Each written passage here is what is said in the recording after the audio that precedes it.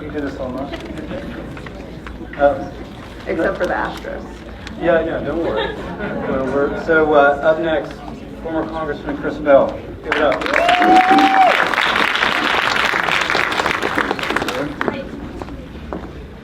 It's tied 2-2. Folks appreciate that. I'll take it. Thank you. So, listen, according to the Center for Public Policy Priorities here in Texas, over 5 million people live in mixed status families with at least one non-US citizen.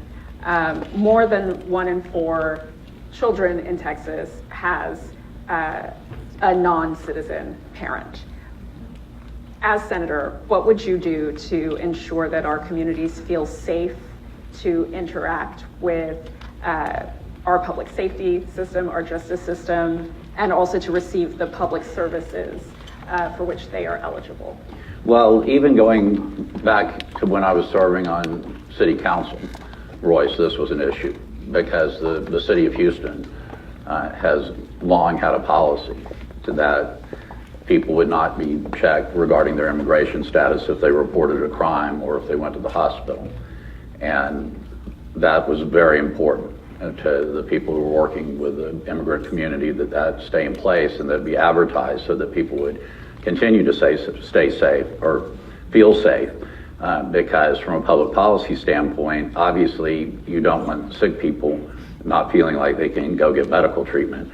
And you certainly want crimes being reported. And so I have a long history of supporting that, but the immigration system here in the United States is horribly broken and is going to take a lot of work, and we've been having the discussion for over 20 years now, and Donald Trump has just made it that much worse, obviously because of a lot of his rhetoric, but also because of a lot of his policies, breaking up families at the border, not allowing people to apply for asylum at the border, all wrong steps, talking about a wall, which would be a huge waste of money. You build a 30-foot wall, you'll create a great market for 32-foot ladders.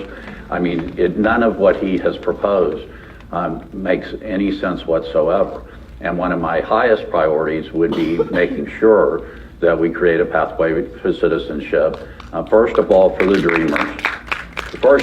dreamers, but secondly, for the others who are here and have become a part of our society and have been contributing to our economy and have been living here lawfully. We're not going to be able to deport millions of people, and we need to stop forcing people into the shadows. It's a big mistake in my way of thinking.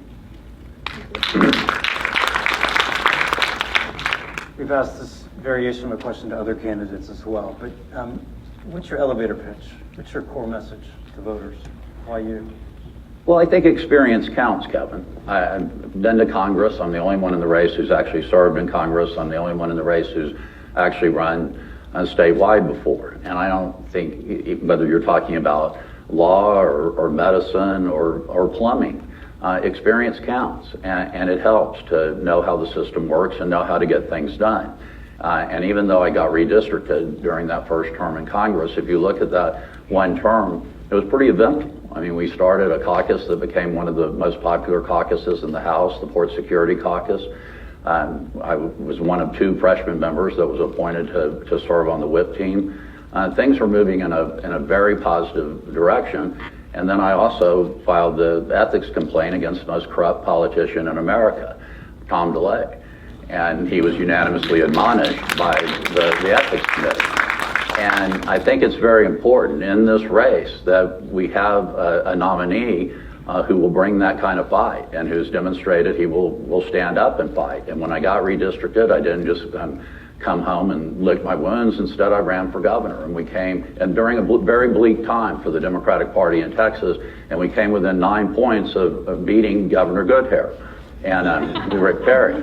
And so I'm willing to go toe-to-toe, and John Cornyn, he is very vulnerable, his numbers are terrible, but he's not going to be a pushover, and I think we need a nominee who can stand toe-to-toe with him and bring the fight, and I think I'm that candidate.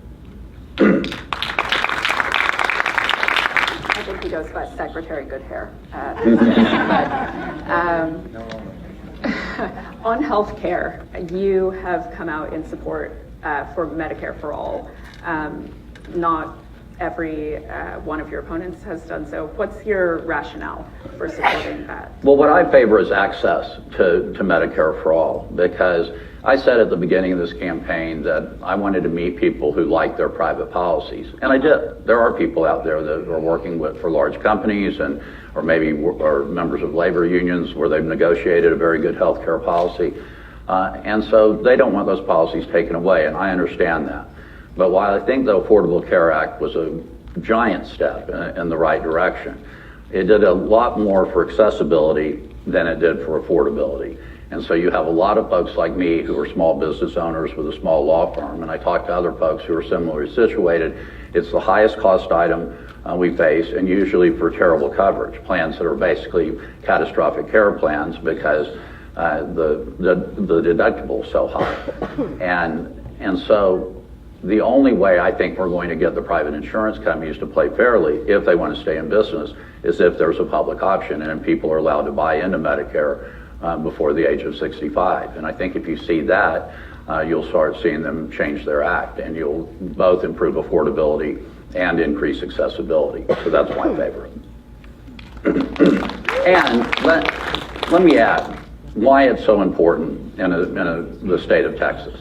We have the highest number of uninsured in the entire country, and when you look at the maternity mortality rate, we also have the highest maternal mortality rate in the entire country. And a lot of the experts say the reason for that is because women don't have access to quality health care throughout their lives. And so it's having very serious repercussions here in our state. If a woman becomes pregnant and has not had access to health care, oftentimes the doctor is trying to address many different health conditions, not just deal with the pregnancy, making the pregnancy far riskier. And so it's an extraordinarily serious problem here in the state of Texas.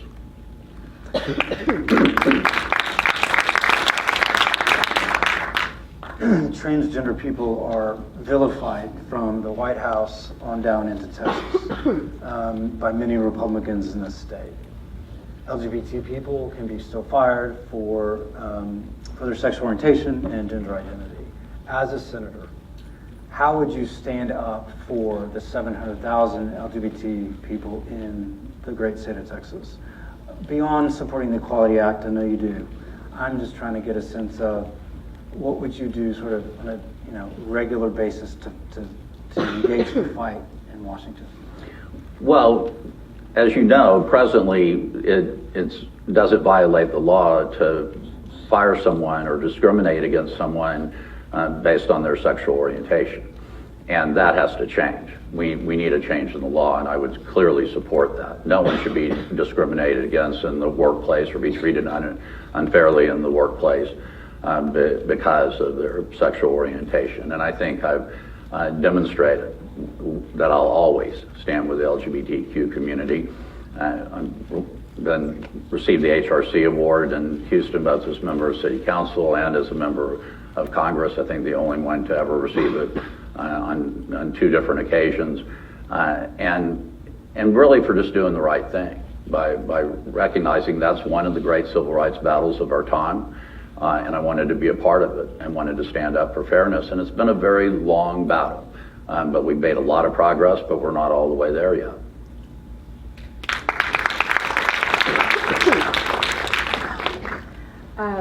We talked a bit in the introduction about the historically diverse nature of the slate of candidates running for this seat. Majority women, majority people of color, half women of color, in a party where the Black voter community is largely considered the base, where Black women are especially the base. You are not a member of any of those communities. You noticed. I'm a little bit sharp sometimes. Talk to me about appealing to the broad Democratic coalition. Well, it's interesting. I've never been asked about the color of my skin so many times as I have since I'm getting in the Senate race. But it is interesting. But basically, the field of candidates in this primary represents really everything I've been working for and really the reason that I'm a member of the Democratic Party.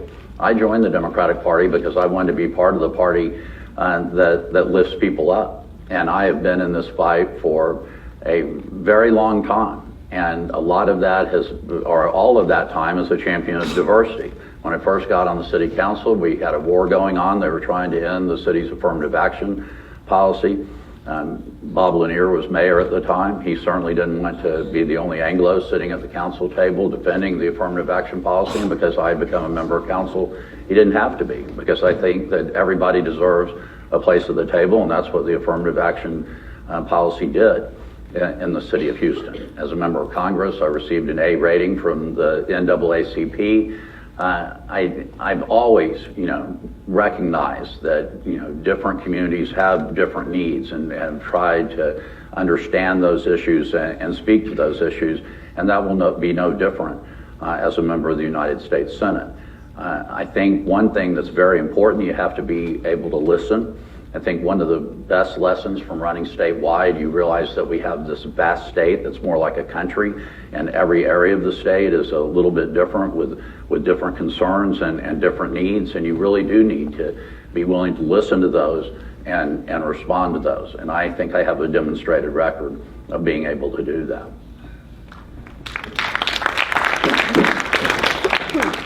Look, as Cliff mentioned earlier, Texas Republicans are sensing danger in the state. Trump is underwater. The Texodus is growing. House Speaker was forced to resign yesterday.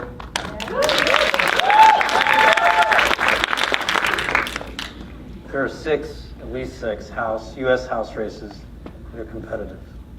I could go on, but do you see this U.S. Senate race as a competitive one against Cornyn? Absolutely. I wouldn't have gotten in it if I didn't think it was competitive. It used to be we had a 1 million vote gap between Republicans and Democrats in almost every election. And a lot of people, there were different estimates how long it would take. I believe the estimate was there were 2 million Democratic voters here in the state of Texas that weren't voting. And we were going to have to get at least 1 million of them to start voting. Well, in one election, we closed the gap to just about 200,000 votes. And let's face it, folks, Donald Trump has been incredibly inspirational for the Democratic Party. I mean, he has brought people out of the woodwork like we have never seen before. And that started right after November, after people went through their grieving process. They started waking up and getting involved. And I remember when it really hit me in 2017, Beto O'Rourke came here fairly early. And we were over in this giant union hall, the IBEW hall, and it was packed to the gills. And I would say probably 80% of the people there probably didn't even know who Beto was, but they knew he was a Democrat and that he was running for Senate. And I looked around that room, and I had been involved in politics here for over 25 years, and I maybe knew 10 people in the entire union hall. They're all new faces, and that continued throughout the cycle. And that energy, I think, will be even greater with Donald Trump at the top of the ticket, especially given all the corruption that we've seen coming out of the White House.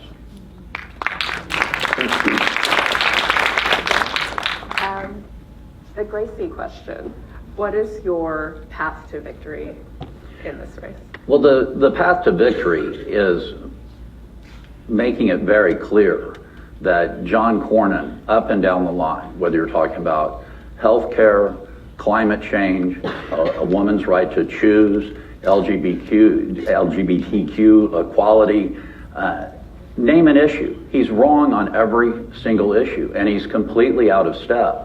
And you can't be afraid of your own shadow, and you have to recognize that democratic values have become mainstream values and be willing to talk about that. And the most frustrating thing to me is that the state of Texas is in a tremendous position to lead on climate change. Yes, given our renewable resources, we can continue to be the energy capital by looking toward the future and aiming in that direction. Instead, we have a climate denier. You don't even have climate deniers in the oil and gas business anymore. With a new generation of leadership in the oil and gas business, they know the harm they're doing, and they know they need to do something about it. If you talk to a lot of leaders in that industry. And meanwhile, he's so bought and paid for by the oil and gas industry, he still thinks that's the song he needs to be singing. So I think we take the fight to him, and I think we start pointing out to people just how wrong he is. And there are a lot of people out there. The voter registration is exploding. People are moving here to Texas in droves, and they're lining up with the Democratic Party. Our first forum in this race was in Collin County, which used to be the reddest of the red when I was growing up. And we're in the middle of the day, and hundreds of people showed up for the forum. They had to start turning people away because they were going to be in violation of the fire code. We didn't quite have that problem tonight, I don't think, but yeah, that was what was going on. And there wasn't an Astros game that day either. But and everybody stayed. It's pretty full. It is pretty full, but that spotlight's pretty bright too, so it makes it hard to see. But it's extraordinary what's going on, and that's going on in all these communities that used to be very, very red. Great. Good, thank you. Appreciate it. Thank you. Oh, wait.